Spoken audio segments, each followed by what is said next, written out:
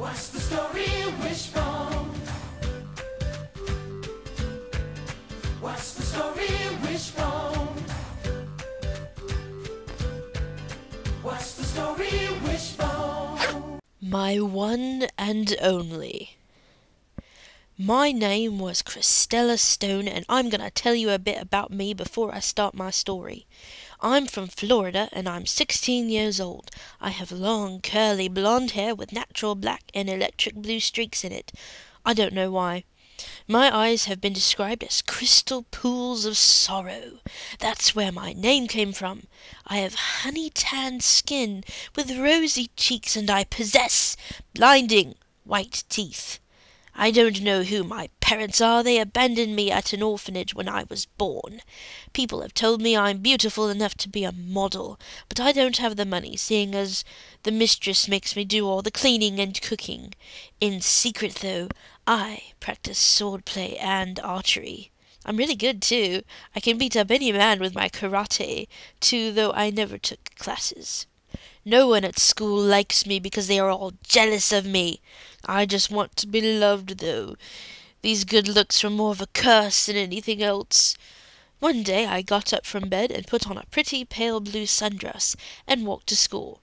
The girls glared at me and whispered about me, but I didn't care. Suddenly, as I opened my locker, I saw a big swirly portal open up and suck me into it. I woke up an hour later in a forest. Oh no, I thought as I looked around. I'm in Lord of the Rings. I got up and looked around. Large green trees blew in the wind, and yet I somehow knew where I have ended up. Middle Earth. I walked a little further, feet padding gently across the forest floor. I stopped, then fell to my knees and started crying softly. I wanted to go home, no matter how bad it was over there. My tears seeped through my palms and hit the floor. Suddenly I heard a crunching noise. I looked up, startled, only to find myself face to face with the most beautiful man I had ever seen. He stared at me curiously, yet hesitantly, as though he didn't know quite what to see, seeing as I was crying. His golden hair was thrown over his shoulders, and he had a narrow face with sharp, grey eyes. He spoke to me. "Why are you crying, milady?" His voice was smooth as silk, with no speech default I could detect.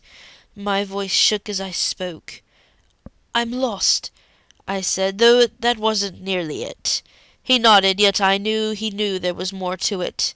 He offered his hand, and I took it. He helped me and wiped my tears away with his other hand. "You should not cry so," he said. "It does not suit your beautiful face." I giggled and asked him where we were going. He explained as we walked that he was headed to Rivendell for some kind of secret council.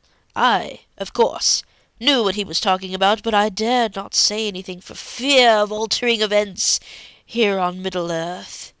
We arrived in Rivendell by the end of the day, just as the sun was setting. I gasped. This was easily the most beautiful place I had ever been.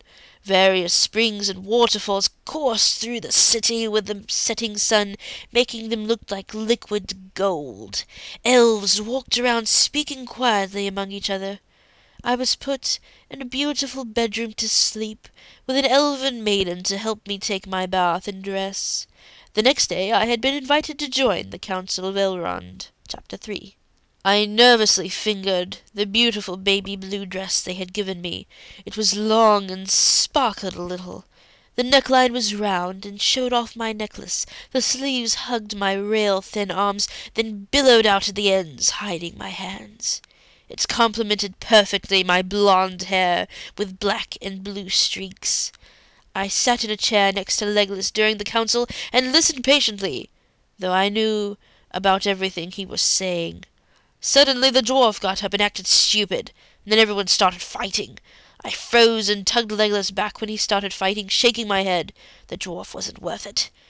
Everything sorted itself out, though. Frodo offered to take the ring, and Aragorn and Boromir the dwarf, Legolas and I offered our services. Sam, Merry, and Pippin decided to come, though I knew all three of them would be useless in the end.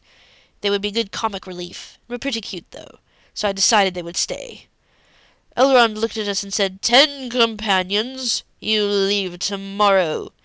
So here I was, sitting on a bench, in front of a beautiful waterfall. I held a book, but was gazing out, thinking about the day to come. I nearly jumped when Legolas sat down next to me, lightly putting his hand on my own. I blushed prettily, and he stared into my very soul. I think he liked what he saw, because he leaned forward and kissed me. I felt dizzy and so joyfully happy as I kissed him back, arms entwining around his shoulders, and deepened the kiss. There we did the you-know-what in front of the beautiful waterfall. The end.